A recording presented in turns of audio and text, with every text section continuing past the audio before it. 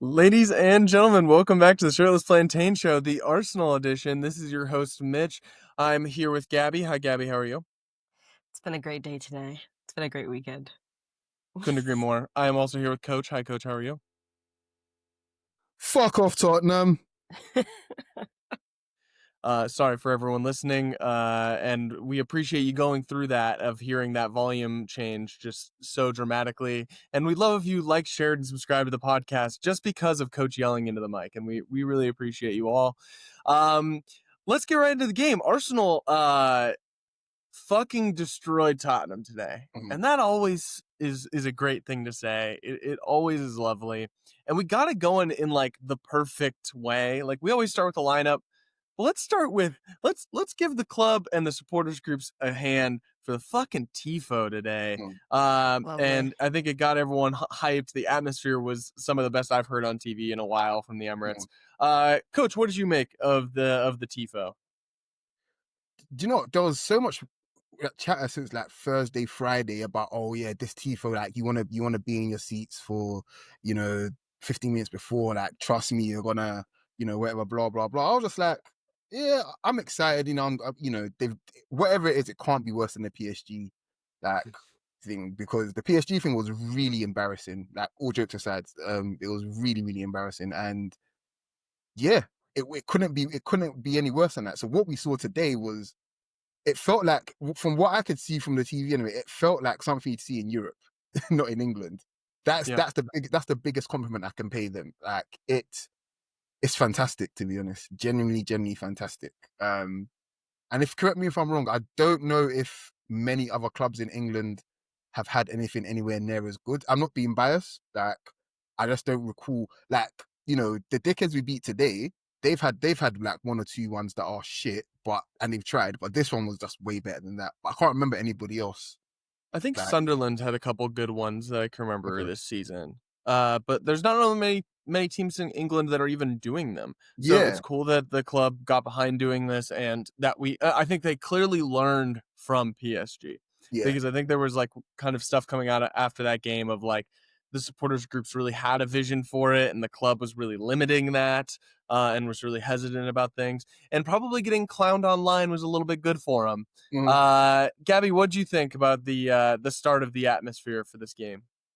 I thought it was like I saw a tweet right before the game started and was like, if you're not going to be loud, then don't go.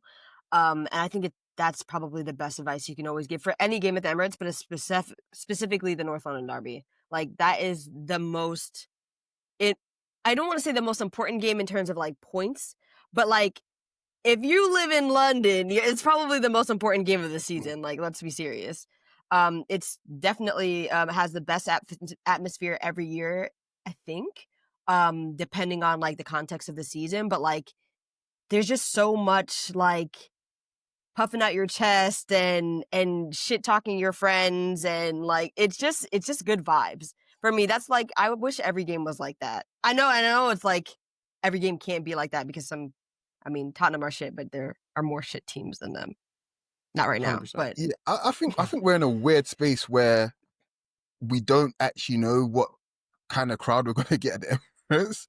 Like it's like when the Emirates is rocking, my god, it's like the best feeling in the world, genuinely. And when it's not, it's just like, oh, thank God that I'm actually watching good footballers, because you guys in the crowd are shit, basically. But it's weird. Not the PSG game, sorry, the Atleti game from this season is probably the best atmosphere we've had this season. Like genuinely, it was weirdly good. And then you compare it to today, because I wasn't there today, but we were talking about it just before we scored the second one. The atmosphere went completely flat. It was dead. No, maybe before the first goal, actually, it was. You could hear a pin drop from the TV. I was like, "This is strange." Like there was no singing, no nothing. All you could hear was the Ashburn Army's drums. That's all you could hear, nothing else. So I don't know. Like we might get. Is Brentford on Wednesday? I think Brentford or Wolves on Wednesday as our next home game. We might get another crazy atmosphere that day. I don't know. We really don't know at this point. We're a weird bunch. I we mean, our are. next home game is with Bayern, and I think Oh, that will probably be bumping.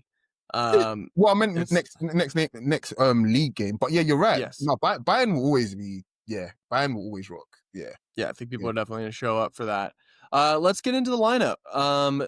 One change from the starting 11. Hincapié came in for Gabriel after Gabriel picked up an injury in international break, which is classic Arsenal to have a player get injured during an international break. Calafiori was a little bit worried, but he still started. And good news on the bench because Madueke and Martinelli were both back on. Gabby, how did it feel to finally have some depth again? It was nice. The attacking depth, having the attacking depth back is really nice. Because I felt almost like we're gonna be running like Saka and Trossard into the ground, which I don't want. But it's I I should say I didn't feel like I wasn't anxious about what we had. Like even if they weren't back, which I figured that since we saw some of the training pictures, like Mm-hmm. we would have Madueke or one of, if not both of them back, Madueke and Martinelli. But I was more thinking about the Odegaards. I was like, will he make it? Maybe, maybe not. And if he doesn't, I think we'll still be okay, which we absolutely were, which we will get into. But yeah. Yeah, I think we'd kind of like hoped that Havertz, Odegaard, and Gyökeres would maybe be back. Coach, what do you think? Do you think they're gonna be back by Chelsea next weekend, or Only you think? player, sorry, like, the only player I'm expecting back for Chelsea is Odegaard. I'm not expecting Gyökeres back. I'm not expecting Havertz back. Yeah, definitely. Yeah, not expecting Jesus back. Obviously. Yeah, I'm trying. I'm trying best not to like rush plays back in my head. I think, oh, they should be back by now, kind of thing. We're coping. We're coping, and that's the most important thing. This summer was by far the club's most well executed one, I think, since Arteta's been here, and we're bearing the fruits of it now. So when players, I think we can afford to actually let players just come back when they're actually right. Hence why, because I have, there's no doubt in my mind, Odegaard could have been in the squad today. I genuinely think that he could have been in the squad today. But there's no, like, we're not taking that risk because we have someone that can score a hat trick. And I'm kind of glad that we didn't take that risk because the way that they were breaking up play and fouling repeatedly, I was Yeah, like, yeah, exactly. And then you look at our defense as well. Like, you know, we were fighting to see who's gonna start. Is it gonna be Nketiah? Is it gonna be Mosquera? Are we gonna move Calafiori? Like, so when we're talking about when players gonna be back, I'm just gonna let them. If Havertz is gonna be back in January, so be it, man. I would hate it. I would hate it. Hello, hello. Yeah, I would hate it, but yeah, it is what it is, man. We've got enough, man. Yeah, I think Hincapié getting the start today at left center back was great because it's like I've seen people referring to him more as a left back, and I think the role he played for Leverkusen kind of made him seem that way. Even when he was playing in a back three, he was doing a lot of that overlapping. But we brought him in as a replacement for Jakub Kiwior leaving. Like this is the role he's supposed to play. If Gabriel's hurt, he is supposed to slot right in there, and I'm glad that we did that. Especially because if we're scared to play him at center back, then why did we bring him in? Like we have pretty decent depth at left back. So I like that we have versatile players like this. And I just want to talk about Nketiah right now. Great performance from him stepping in for Gabriel. Gabby, what did you think? I always miss Gabriel, but like I didn't miss him as much with Nketiah there. And Yeah. also I thought it was really weird the conversation around him coming in because obviously he's not Kiwior. You don't have to feel that shaky about him coming in there. But I saw a lot of conversation about people wanting to put him maybe either keep him on the bench or put him on the at left back and push Calafiori inside. And I was like, you cannot move Calafiori. I'm so sorry, but no. I just feel like Nketiah is the perfect I don't want to use backup because he's not necessarily a backup for Gabriel, but he's just a perfect. I don't even know what to call him. Like, Do you know what? Can I help you here a little bit? I think if we're looking for like attributes, he's probably the most. yes, that's what I was trying to get to. Like, he's perfect life for life because the way that Saliba plays is kind of like for like the way that Mosquera plays, more muted. Definitely like is a very good center back. They're both very good center backs, but they're both more quiet. Gabby is not like that. He's much more aggressive, which means he's much more like for like with Gabriel. I like that he's aggressive, and I think that works well with our center back pairing. Yeah. Saliba needs somebody to be more aggressive than him. He just does. Yeah, Yeah, I think it's a really good point about just like kind of having a balance there. It's not yeah. necessarily, oh, we're just putting in a center back, but we want to have like that continued balance of like who pairs well with Saliba. And I think that that's a very, very good point. I think so. Yeah. One more thing in Cappy. I think one of the key things we have to acknowledge there as well is that he had fuck all to do today. Yeah. So he hasn't really been tested. Like whenever he was called upon to, I suppose, get the ball, a loose ball, he was fine and he passed it at the back well. But I was really shocked that they didn't try to lean on him. That was more than anything. I think we'll probably get into that later on in the pod as well. But what he had to do, he did perfectly fine. And he was the more aggressive one, clearly, when he needed to be. But he really wasn't tested today. Like, that was really funny. Like, he was thinking, are all London derbies like this? Like, the fuck? Oh man, I know Gabriel was yapping to him like this. You must rise it in this Yeah, game. This is yeah. the like his most important or like the game that he relishes the most. That like Gabriel loves the North London derby. Oh, yeah, And yeah. I think he did an interview like right before the game, Yeah. like that was talking about it. And I was like, I think Gabriel will probably go in and do fine, but you're playing against Richarlison, who like literally does nothing but breeds on chaos. That's what he tries to create chaos, but he's not really good at anything else. So there's that. Spurs went with a back five today, something they have not done since the Super Cup against PSG. Do you think that sent a message both to Arsenal and Tottenham, Gabby, that like of who the better team was going in? Oh my god, it is actually quite hilarious that our biggest eater in Thomas Frank came to the Emirates to like genuinely to play a back five. Like I literally was like, this cannot be real. Like this cannot be real. Like I don't think I've ever seen a North London derby where they're playing back five. Genuinely. Surely Conte played a back five, right? Um, Surely Mourinho played a back five, right? No, Conte 100% did. Conte No, played a Mourinho back definitely three. did. I don't think Conte did. You know, if I remember Surely correctly. he did. I'm telling you, I don't think they Conte did. plays a back three or back five. Yeah, They but always you come say out that, but against for the us. last 2 years at Napoli, he's been playing he's been playing a 4-3-3 at Napoli. Like Conte's favorite formation is a 3-4-3 or 3-5-2, but I'm pretty sure at Tottenham, he probably did in Spurs, but maybe not against. You have to remember the Tottenham that played against us at the time when he was there we weren't good. I'm not gonna say they were better. Yeah, plus they still had the Harry Kane we and weren't good. the son. Yeah, like they always came to play against us. They rarely won at the Emirates, but they always came to play. They literally did not come to play today. Like they sat back, sack deep. They tried to counter and they couldn't even counter. Like genuinely, if you look at the stats for that whole first half for Tottenham, they were horrendous. Genuinely. Yeah, they literally registered 0 shots and they had they also had 4 touches in our half in our box. I have to caveat this by saying I haven't watched it back yet, but I feel like 2 to 3 of those touches were from the long balls from Vicario that basically dropped in the box and might have brushed a player on one of their players on the shoulder.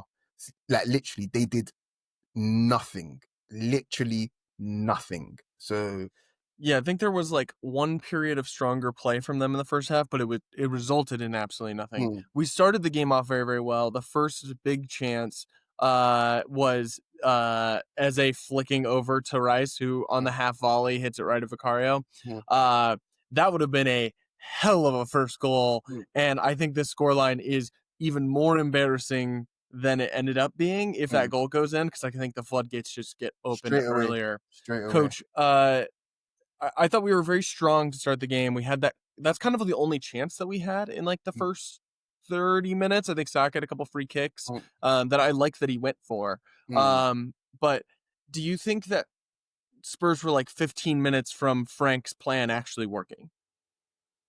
Yes and no. So I think the Arsenal players, and it can work against you sometimes actually, I think the Arsenal players were actually taken aback by just how easy it was today. And it was just like, hang on a second, this is, even Ange was a little bit more ambitious than this lot in terms of trying to get at us. But yeah, the Rice chance came from us. Here's the thing about today, actually. The Rice chance came from us creating through the center of the pitch, right?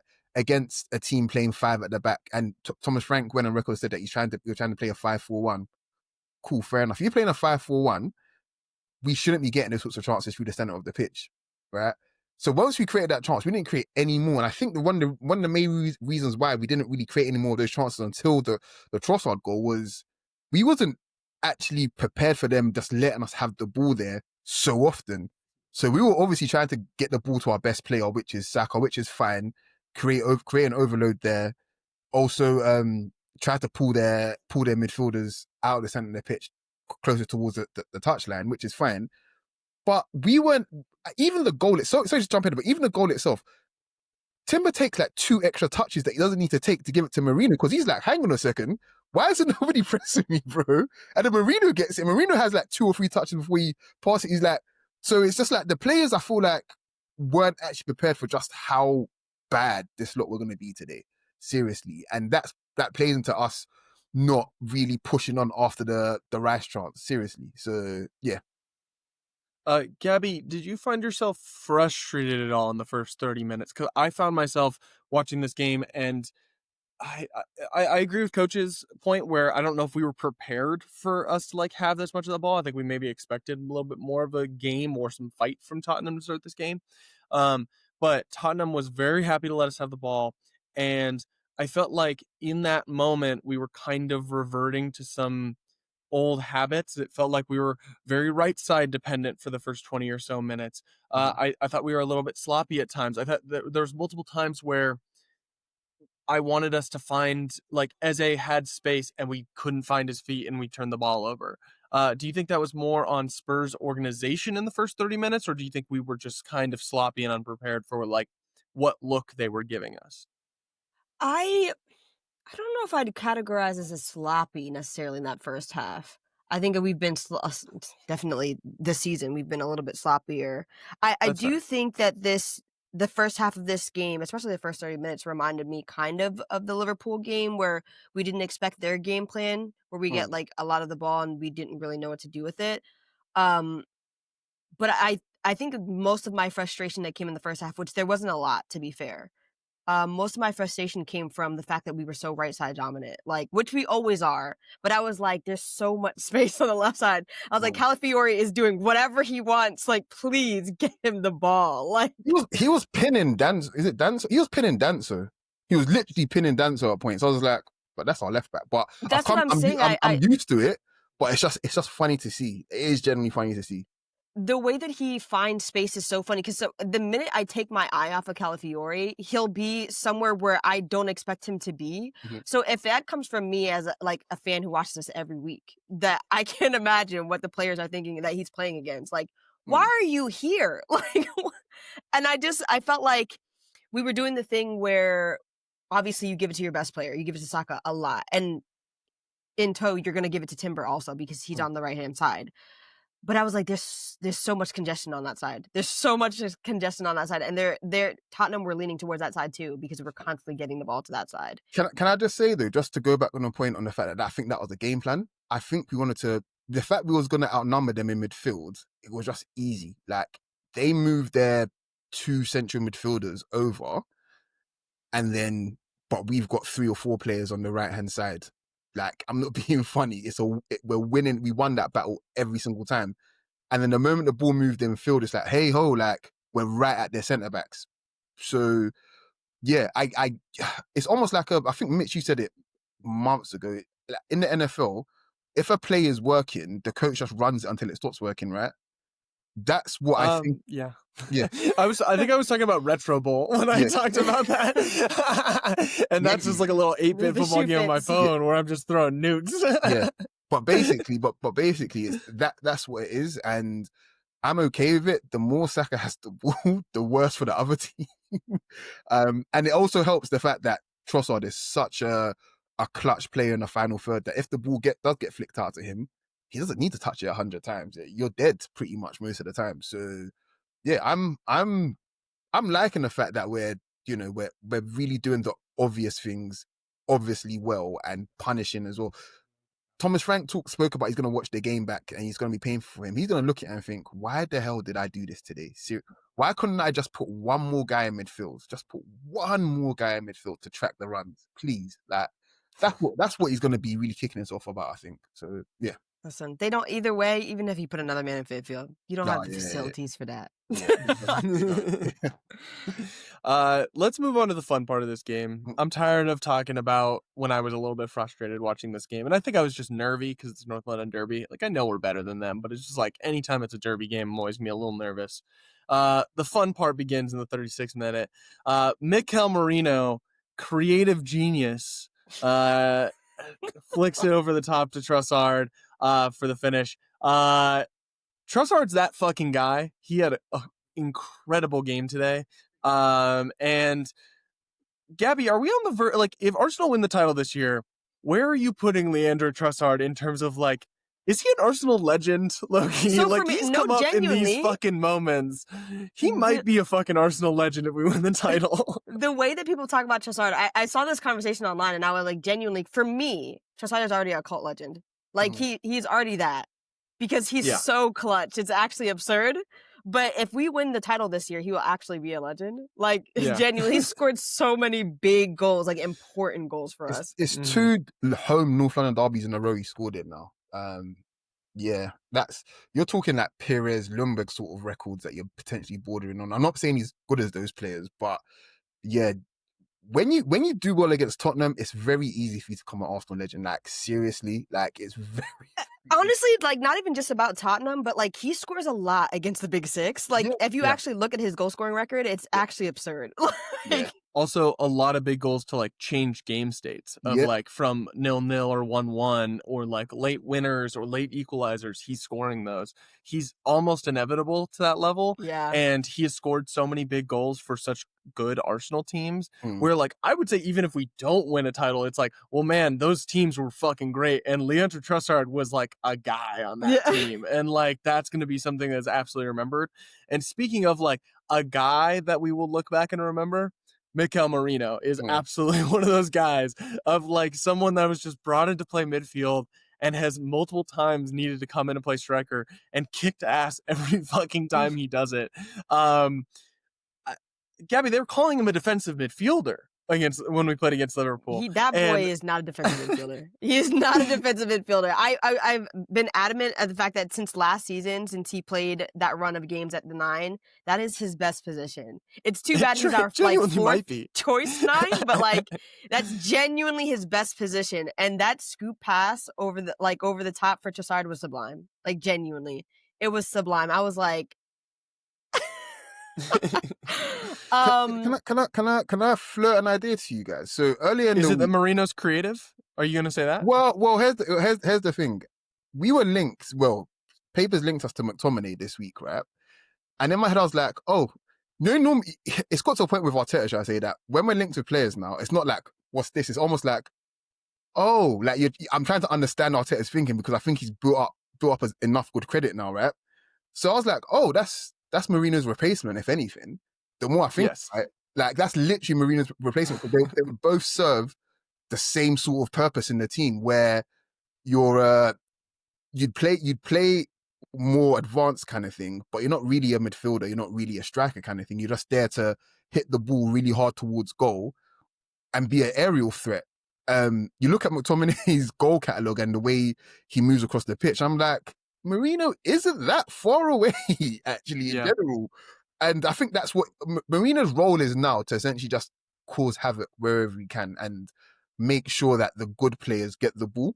If McTominay were to be signed, McTominay would never be in our best first 11, don't get me wrong, but he would play quite a fair few games helping us get over the line, basically, when he needs to fill in for someone else. And I think Marino's doing that right now. Like, he's been a very, very loyal servant to us and a good servant to us, helping out wherever he can, you know. So I will never ever say a bad word about Marino just for what he gives us now. Like, he's helping us to maintain our momentum, but also we're getting some really big wins and big games of him playing up front. Like, it's been a while now. Even last year when we went out to when we went out to PSG kind of thing, he still did some good bits there. When we went to Liverpool the week we went out of the Champions League, he got us the equaliser at Anfield as well. Like, he's got a really good CV for us, genuinely, in these big crucial games. So yeah, man, keep doing what you're doing. And if McTominay replaces you, I see the vision. I see the vision. I'm not Honestly, doing I this. have- I'm not doing I see this. the vision. I have two notes here. I absolutely see the vision. But I love this Scott McTominay God of Naples arc, and I kind of just want him to just ascend to godhood in Naples. Where they're just like, I think he'll just be the Pope at some point. I think that's where this ends for Scott McTominay, and I think it's for the best. But I also, one last note on Marino and Trossard is that, like, they're just good vibe guys. Mhm. Like, they're clearly guys that are like pushing the starters and like want to be starting and like have been starting runs of games where we're like, yeah, you start this game. You're in great fucking form. Like, we're talking about Madueke and Martinelli being back. Trossard's the starter at left wing right now until further notice. Like, that's not going away. Marino, I think, will be displaced at striker because it's always been just kind of an awkward makeshift solution as soon as Havertz or Gyökeres are back.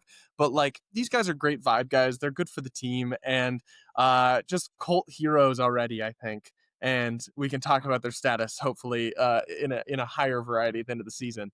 Let's get to the main character of this match, because in the 41st minute, we completely cracked this game open. I think once we take the 1-0 lead, I think this was expected of, like, once we force them to actually play the sport, we're going to start running rampant. That is exactly what happened. And Eberchi Eze scores his first of a few more in this game. I love how I'm bearing the lead for people that like definitely know what happened in this game. It's not like I'm teasing anything for people listening. Your face I right didn't now spoil that he scored a hat trick. He looks like that Cheshire cat. Like the smile is crazy. Honestly, Mitch, you haven't smiled this much ever in your life. I'm sure. It's actually making me laugh so much. I look like Trump meeting Mamdani this week. I'm just over the moon. Eze scores his first goal of the match. Gabby, what are you thinking? Oh my god. This is quite literally what we bought him for. Like he is such a big moments player and he showed up today in spades.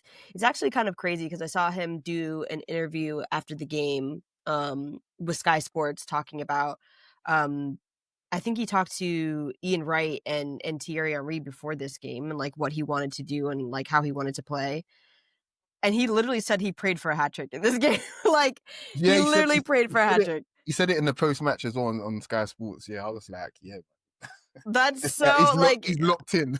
He's so locked in. And it's so funny because Ian Wright was like, when we were talking about it, he was like, when I played for Arsenal, like I was just hoping that I, contribute to the game, get a goal. And the dream of a hat trick was too big of a dream. But he literally like said, I'm praying that I get this. And then he went out and got it. That first goal was such a good, like, not even just a mood lifter, but it was just so well deserved. Like, I just think he played sensational today, not even just with the goals, just sensational in general. He was quite literally floating in and out as the 10, popping up in spaces that he technically wasn't supposed to be because they were playing 5 at the back. And I was like, these shots, his shot quality today was so good. He could have had so many more goals. Like he could have had 4 or 5. Like 100%. Well, the official stat was he led for all of these stats, by the way, first place. He got 7 shots.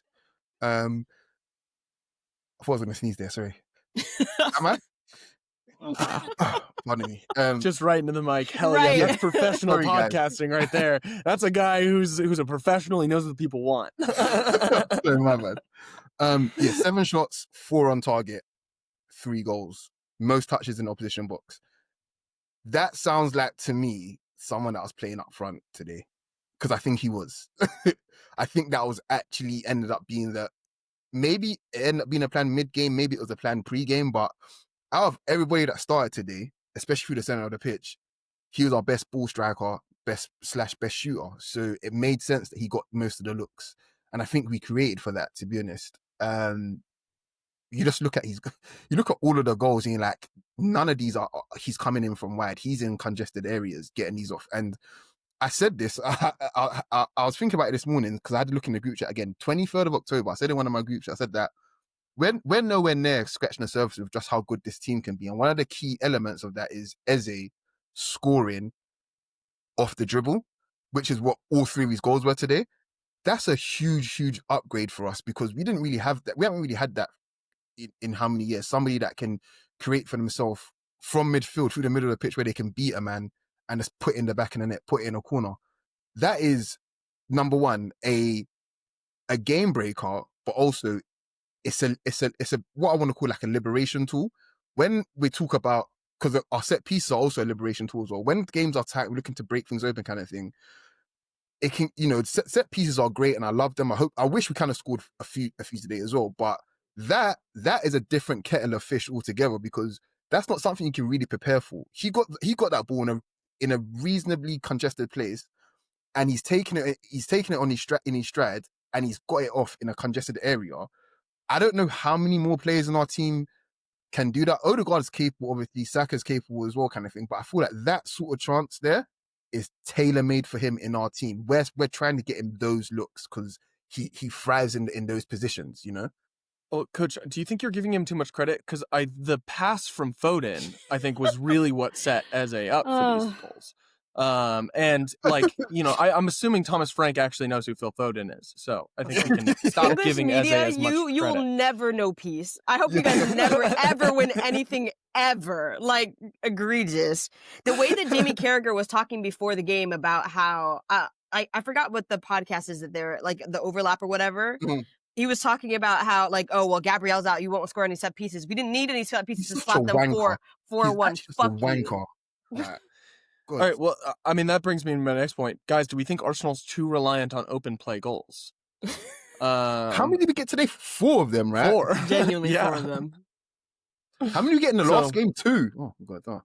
And that second one by Trossard, I mean, not Trossard, but that second one by Eze was such a flowing, like, move, too, as well. Like, Saka gets the ball, Timber overlaps, he runs into the box, he crosses it, overhits it, or it gets deflected. Then Declan Rice, as per usual, where he's always supposed to be, cleaning it up, quickly gets it to Eze, and he gets the ball out of his feet. It's just so, like, yeah, the fluidity, I need that. I mean, that brings us to the second goal, which is shortly after halftime. Spurs switched to a back 4. Thomas Frank realized his mistake. They brought Johnny Simmons on at halftime. It did not fucking matter because Eze shut him up immediately with the goal that Gabby just described. I think a note from his goals today was that these are the first goals he actually got to celebrate for Arsenal. And celebrate he did, particularly on the second one, an identical one that he did last season when he scored against them for Palace. Coach, like, it's got to be a dream come true for Eze to be able to score, like, not only 2 goals, but a hat trick in the North London Derby, like, as an Arsenal boy. Yeah, I feel kind of vindicated in the fact that we got Iwobi, Halem boy, Nigerian, played for Arsenal, lived the dream, and then we get to do it all over again with Saka, and then we get to do it all over again with Eze. Like, it's genuinely just unreal. He is the dream of every Arsenal fan. Eze is the living embodiment of it. Like, he is. I can't. This is probably the best Sunday of his life. Maybe if he got married on a Sunday, it might this might be second. I don't know, but I don't think he did personally. So this is the best Sunday of his life. Everything you could want to go right went right. You almost went Tottenham. The coach jokingly mocked you. Obviously, he was joking. And then you score a hat-trick on his head top. Like, what? Like, how much? The only thing that would have made it more perfect is if one of the goals was a header. If one of the left-footed goals was a header, it would have been a perfect hat-trick. That would have been the only thing to make it more perfect. But this second goal in particular, again, congested area, he scored off the dribble again. It is just perfectly made for him. Seriously perfectly made for him. And this goal follows the same theme of the other goals as well. We overload wide. We bring their 2 stupid oaf midfielders out wide. Polini is a bumbling idiot, by the way. He cannot play football. And then we Timber, being the best right back in the world, brings it infield, gives it to Eze, and Eze just does the business. It's really simple football, and it's really well thought out as well, because Tottenham were trying their best to make sure that Saka couldn't operate, but then you're leaving a whole entire warhead on his own in the middle of the pitch. it's really, really difficult to defend against. I won't lie to you. Maybe I'm a little bit too harsh on Tottenham here. No, you can never be too harsh upon him. But I do think that Eze is he's making a habit of making moments like around halftime, right before or right after, because like it reminds me of that I think it was the Forest game where he gets that assist to Gyökeres, where like literally right after halftime, like it felt like seconds. It felt like seconds, and we had scored again, and I was like, I didn't even like. I wasn't even ready. I wasn't even ready. The crowd wasn't even back at their seats. There was a shit ton of empty seats like that's during how that goal. fast it happened. I was like, oh shit, we scored again. And it's so funny because right after we scored the second goal, I always love shout out to anybody who does this. Please tell us in the comments if you do, because I think it's hilarious. I love going on YouTube and watching the reactions of the goals. Like, it's the funniest thing seeing the haters react to our goals. It's actually quite hilarious. It's like my favorite thing to do. Honestly, it's a guilty pleasure now. Like, it's funny. Even if it's not Arsenal playing, I just want to see the tears of anybody. Bruh, it's so funny seeing Tottenham fans react to the second goal. Like when when Eze scored his first goal in the hat trick, is so funny because as soon as it went in, literally Tottenham fans were like, "It's 2-0, it's over." It's only 2-0 in the North London derby, and they're saying it's over, it's finished, like it's done. And I was like, and then when we come back from the break, we hit them with another one. It's just so. I would hate to you. Right when it felt like we were like absolutely sailing, like the Athletic literally posted that like it's game over, and I'm like, whoa guys, it's the 50th minute. Like, right. I know we're cruising right now, but like let's relax. And Spartan Zubimendi is uncharacteristically sloppy, and it was funny, I was yelling at him while he was holding the ball. I'm like, get rid of it, get rid of it. And then he gets pickpocketed, and it is so very Tottenham and so very Richarlison to score like an absolute worldie in a North London derby where you are getting absolutely stomped. They always seem to score like the craziest of goals. Like, I'll never forget. It rattled me so bad. I'll never forget when we were at like, no, not even that one, even though that one was sensational too.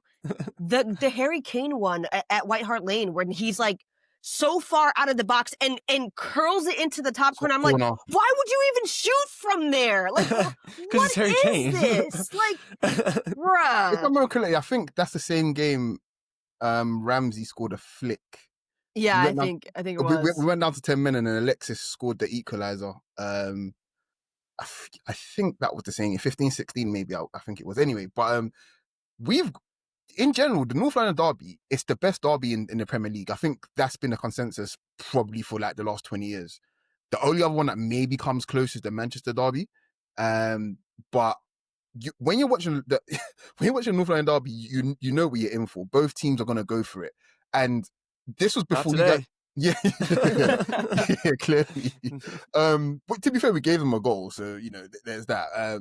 But this was probably before you guys were watching. But I won't lie to you. Are we on their third? Are we on our third goal yet? Yeah, we are. Are we going to talk about their goal? That's what we're talking about. Yeah. Okay, cool. So have you been paying attention? Like, no, what is happening? I have, but I just wanted to make sure that, you know, I've got the right context here. So there was a game we drew Tottenham 4-4, right? And when Richarlison scored, in my head, all I could think about was David Bentley scoring the exact same goal. Literally. It was from the halfway line, he's flicked it up and volleyed it over Almunia. Halfway, and I was like, hang on a second. This feels way too familiar for me. And then I saw Declan Rice just G'ing a tee up. I was like, oh yeah, we're fine. It's fine. It's fine, kind of thing. But for a split second, I got flashbacks. It's not that the game. The PTSD is so strong in Arsenal fans. It's actually crazy. My mate was telling me, he was like, yeah, I was at that game and I left at 4-2. And before I can leave the state, before I can actually get out onto the main roads, it was 4-4. And I was just like, what? You know? So yeah, it's good that Arsenal are able to, you know, get into those positions and it not even be a factor. We're just fine. It's just like, oh, it's free. Because people talk about 2-0 being a dangerous scoreline, 3-1 being a dangerous scoreline as well. Not with Arsenal. We're fine. We're absolutely Yeah. fine. We don't tend to collapse at all. Nah. I wasn't worried when they scored that goal, if I'm being honest. Like, I was annoyed that Zubimendi gave them that goal at all. Like, you know what I mean? Like, it was just like, why? Why make them think that they're still in this game? They're Do you know not. what? Yeah. Like, And this is me being a little bit of being a bit chronicky online, right? For the narrative, it's probably better he gave away the goal, gave away the ball than Rice. And I'll explain why. A lot of idiots seem to think that Declan Rice has no technique when he's pressed, when I feel like his technique actually seems to get better when he's pressed at this point of his career. And the fact that if that was Rice, they'd be like, oh, look at him under pressure. You can't do it under pressure. It's like, no, Declan Rice is actually fine now under pressure kind of thing. And we know that with Zubimendi's already got credit in the bank. We know that's a lapse in concentration. That probably won't happen again for the rest of the season, if we're being honest. But it's probably a wake-up call for him as well that you don't always have all the time in the world. Teams are sitting off you, but you still have to do your job, basically. It was annoying. I don't want to give him too much credit, but it was a really good finish, to be fair. But yeah, we were fine. There was no danger after that. Normally teams will get up after that. Nothing. Javi Simmons, nothing.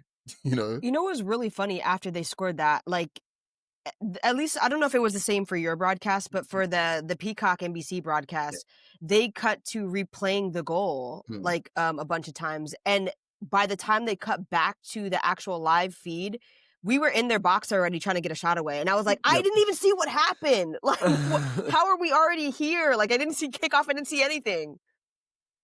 Yeah, That's that was frustrating. I think the crowd got silenced a little bit on a goal like that, but I also think that everyone needed to remind themselves it was the 55th minute. That was their first shot. Up until that point, we were pitching a perfect game. They had not even taken let alone a shot on target. A couple weeks ago, we were talking about shots on target. That was their first shot of the game. So, like, it was still utterly dominant, and I think we continued to prove that. I think there was a little bit of a shell shock element when that goal happens. Anytime a worldie happens, I think it can, like, jolt a team to life a little bit. And in this case, we still put our foot on the gas and we were okay. But, like, a couple weeks ago we were talking about that Chelsea record. That Chelsea record's unbreakable. I don't think anyone's ever going to break it. Like, we are an unbelievable defensive team. We get, like, there's too much random shit that happens for us to not concede like 8 goals in a season. Quite genuinely, like, when I think about it, that might be a record that might never ever get, like, I think broken. It's with the Invincibles, where it's like, I don't think they're ever going to be equal to touch. It's so absurd. Like, genuinely, I think somebody said we would have to not concede more than 8 for the rest of the season, which is crazy. We have so much more games left in the season. I'm just going to just rain on your parade here, guys. That record doesn't actually count because they cheated. So who cares? Like, who actually cares about breaking a record that doesn't actually exist because they're cheaters?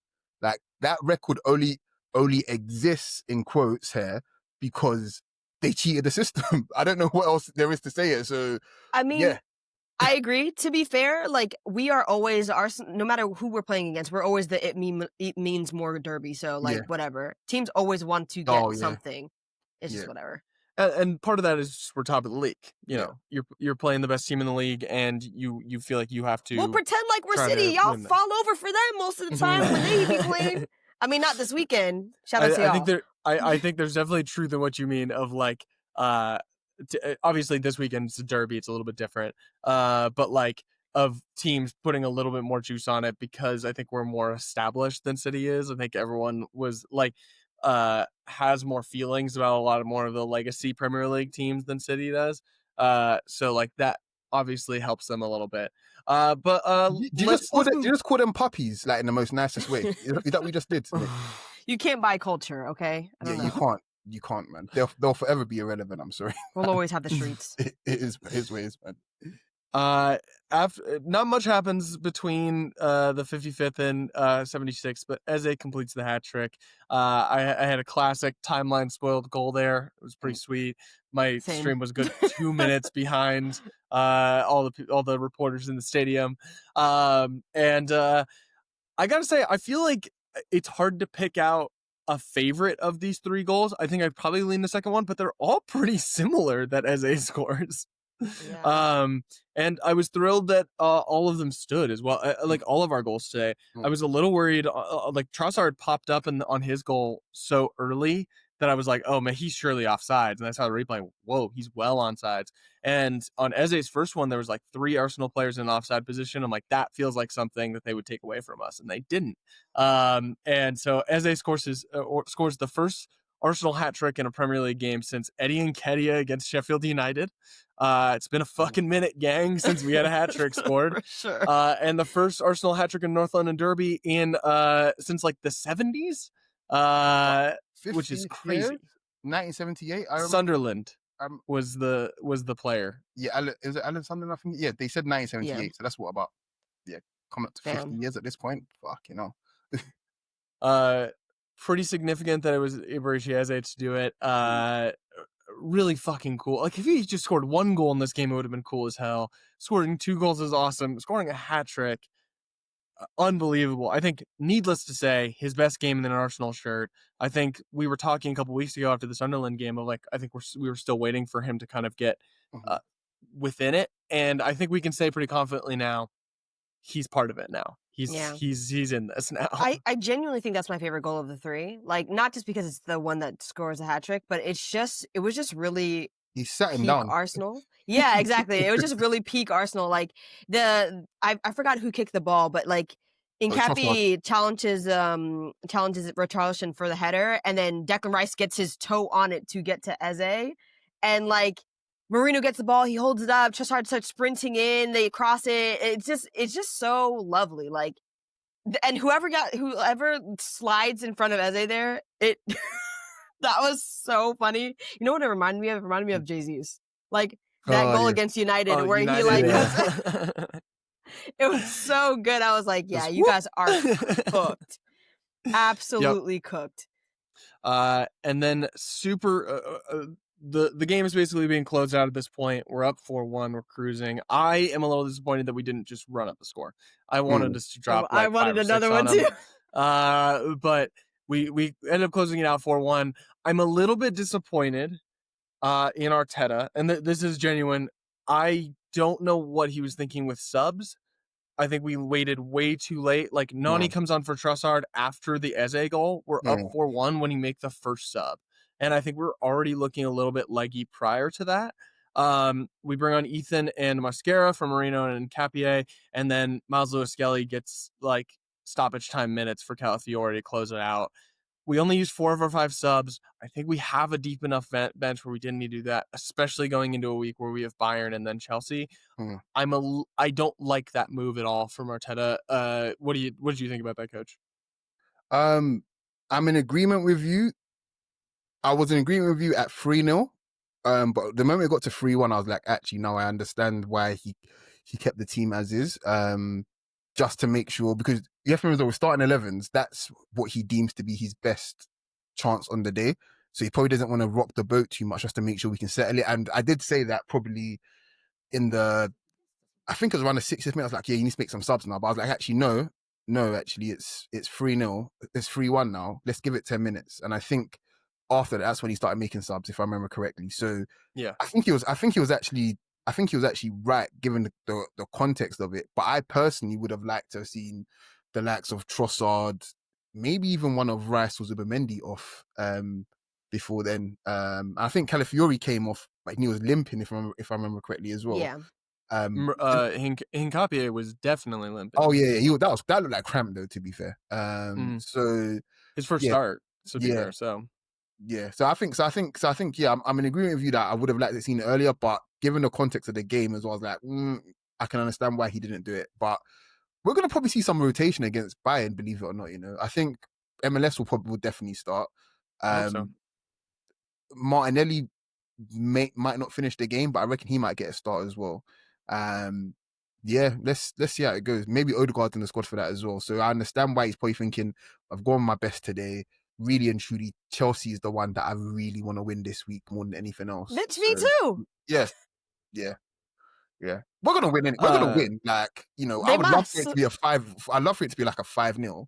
But Yeah. I mean, I had kind of dubbed this week as like a hell week of like we've got 3 high pressure games in 1 week of Tottenham, Bayern, Chelsea. And starting in such an emphatic fashion is going to help us a lot. Oh, fact. That's going to be very, very helpful going into the Bayern game at midweek. Just a look at the XG after this game. We had 2.14 and Tottenham had 0.06. That is the lowest recorded XG in a Premier League game this season, followed by Tottenham against Chelsea this year.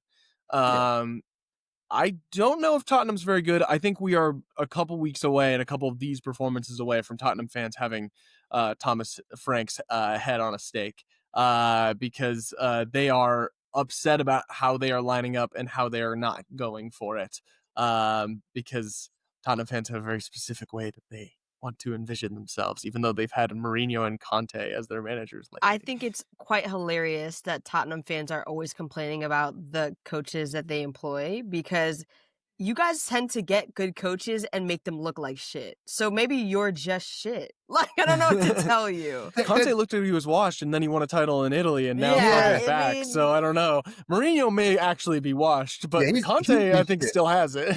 he's been shit longer than he's been good, and people don't want to admit that, but it's true. His legend literally died in like 2012, 2013. Like, all jokes aside, that title for Chelsea in 14-15, who gives a shit? It is what it is. But his legend literally died well over a decade ago at this point. So it is what it is. But Tottenham fans are a special breed of deluded. I know Arsenal fans obviously can be deluded as well, but Tottenham fans seem to think that they have this God-given right to be top team and challenging and playing a certain brand of football.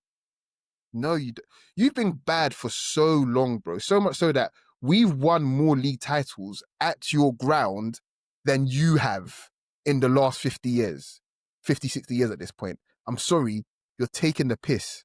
Like, just be happy that we're even talking about you, if I'm being honest. Like, you're not, you just need to understand what it is. Like, it's always going to be this way. And I will say it feels great to watch a North London derby without Tottenham having any air of inevitability. It's it felt like Kane. Son or Kane were like guaranteed to score a goal every single North London derby, and now they have neither of them. In fact, shout out to Heung-min Son losing in a penalty shootout last night in MLS Cup playoffs. Oh, that was actually Caps, sensational. Baby. Come on, him missing that pen. he hit a free kick to send them to extra time, and then missed the pen to lose a game. Perfect, amazing. It was a perfect omen for the game today, yeah, we love Spursy being international. It even goes to Los Angeles, California, being Spursy. It's lovely. I think that's where we're gonna end it, guys. Thank you all so much for listening. Remember to like, share, and subscribe.